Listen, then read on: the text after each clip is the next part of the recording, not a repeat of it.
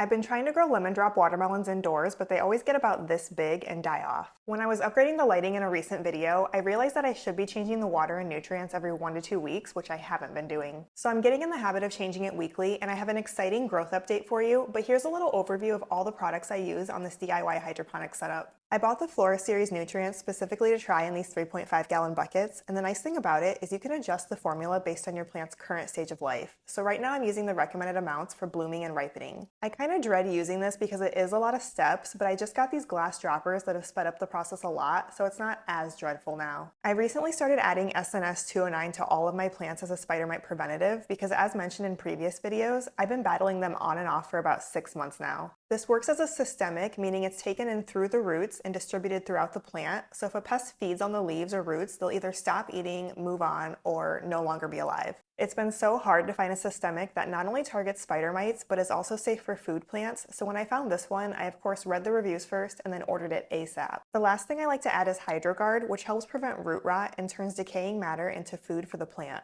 I'm not really sure if I'll purchase it again because it only has a 6-month shelf life after you open it, but I have noticed positive results. I had some issues with root rot when I first started using the crack key method in these buckets, which makes sense considering the amount of water and lack of oxygen, so I now use an aquarium pump to prevent root rot and also speed up growth. The pump is connected to a smart power strip where I have it set to run for 30 minutes, be off for an hour and a half, and so on. Now for the real reason you're watching this video, let's check out these watermelons. They're finally progressing in size and turning yellow for the right reasons. This one looks really good. These only get about 1 to 2 pounds, which should be a little bigger than my hand, but so far so good. Let me know in the comments if you want another update.